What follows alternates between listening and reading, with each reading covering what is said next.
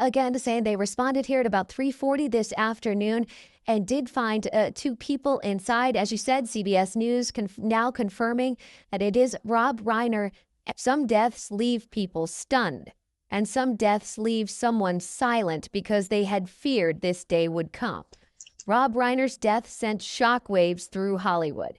Two lives were lost inside their own home while police offered little more than a cold, restrained phrase, a death investigation. No details, no explanations, just a vast emptiness filled with unanswered questions. While the public struggled to piece together what happened behind those closed doors, someone from the past unexpectedly spoke up. It was Rob Reiner's ex-wife. She did not appear on camera in tears. She did not describe the scene. She did not ask why. Instead, she quietly said a single sentence, one that sent chills through many, the things people are only now beginning to talk about. I've heard for a very long time. From that moment on, rumors once dismissed as malicious began to resurface. Stories of instability within the family, of a son carrying a troubled past, and of a will that left many questioning whether it was ever truly fair. This video is not meant to deliver a verdict. It does only one thing to piece together the fragments that after Rob Reiner's death, someone has finally dared to speak about. Let's walk through each of those fragments together. I knew this would happen sooner or later. I just didn't think it would happen now. Rob Reiner's ex-wife said those words after police confirmed that the case was no longer being treated as a vague or unexplained death. It was a homicide. On the afternoon of December 14, 2025, at approximately 3:30 p.m., Los Angeles police and fire crews were dispatched to Rob Reiner's mansion in Brentwood. When they entered the home, Rob Reiner and his current wife were found dead. Just a few hours later, a critical detail was made public. Police believe both victims suffered stab wounds, and the case is being investigated as a clear homicide. That information immediately changed how the public viewed the situation. This was no longer speculation about an accident, no longer a sudden medical emergency. This was violence, and that violence occurred inside a home long considered absolutely safe. However, the moment the case was labeled a homicide, major questions began to surface, not from rumor, but from gaps in the timeline. According to police, an emergency call led authorities to the scene.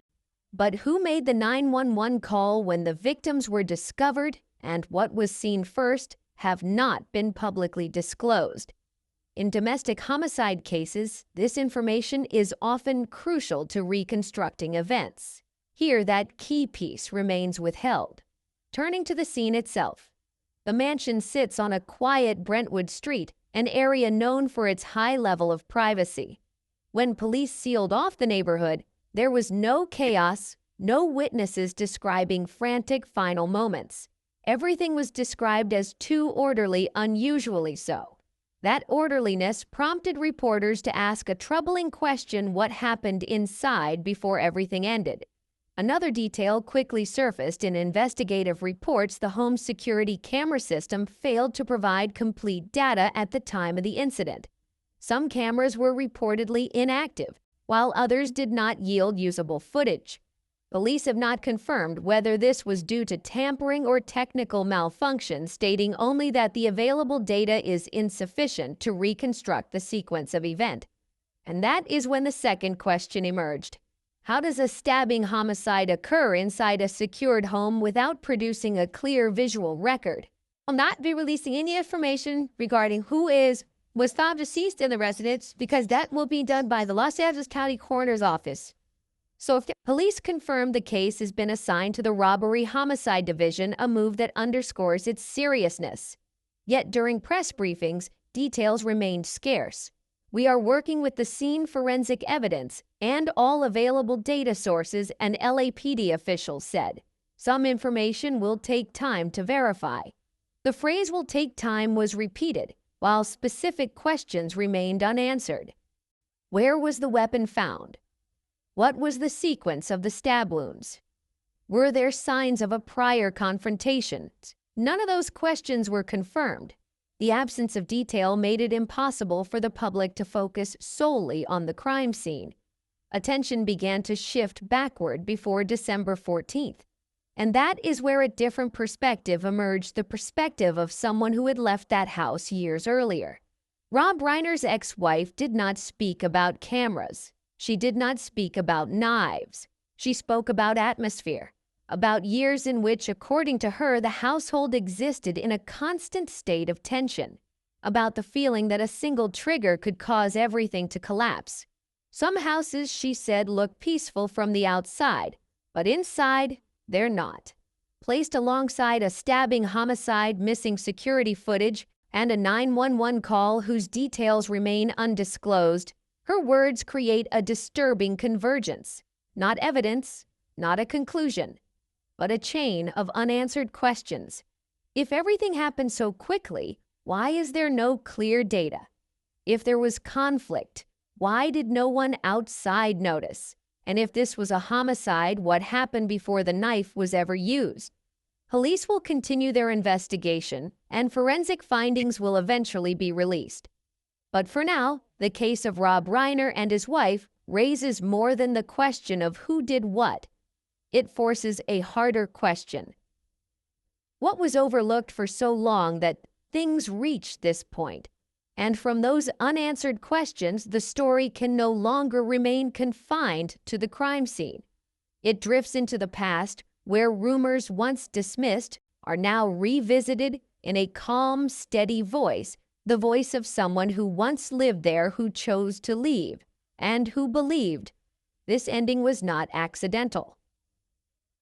There are names I don't need to mention, because anyone who lived in that house knows exactly who I'm talking about. After police confirmed the case was a stabbing homicide, public attention no longer remained focused solely on the Brentwood crime scene. Questions began drifting in another direction: who was closest to the family, and who truly understood what happened behind those closed doors. And the name most frequently whispered, though never officially stated during press conferences, was Nick Reiner, Rob Reiner's son. Rob Reiner's ex-wife was the first to push this suspicion beyond anonymous speculation. In her account, she did not claim to be the mother, nor did she say she ever lived with the person she was referring to. She spoke only of a young person in Rob's family, someone who, according to her, repeatedly became a major source of tension in Rob Reiner's private life. However, during the time she was still connected to Rob Reiner, the ex-wife explained that she did not witness these issues firsthand from inside the household, but became aware of them through Rob Reiner's own accounts and through rare family encounters. According to her, this was not a one-day incident or an isolated episode, but recurrent tensions in the relationship between Rob and his son mentioned repeatedly in private conversations, and leaving a visible toll on Rob Reiner's emotional state whenever he returned home. Nick Reiner has long been a familiar name to the American media. In the past, he publicly acknowledged struggling with substance abuse and mental health issues. Those periods were often described as in the past or in recovery, and the family was believed to have worked hard to keep these matters within the realm of privacy, away from public scrutiny. But according to the ex-wife, those instabilities did not simply disappear, instead leaving a lasting impact on the atmosphere and relationships within Rob Reiner's family. According to Rob Reiner's ex-wife, she did not witness these issues firsthand from inside the household. Instead, she learned about them through the stories Rob Reiner shared after each time he confronted his son. She recalled that Rob repeatedly spoke about Nick's long struggle with addiction, not a single fall followed by recovery, but recurring cycles of relapse, rehabilitation, and disappointment. Based on what Rob confided to her, Nick made multiple attempts to rebuild his life, yet continued to fail. Personal projects went nowhere. Efforts to prove himself collapsed quickly. What made everything heavier, Rob said, was the feeling of living under the enormous shadow of a famous father, where every mistake was magnified and every success was constantly compared. She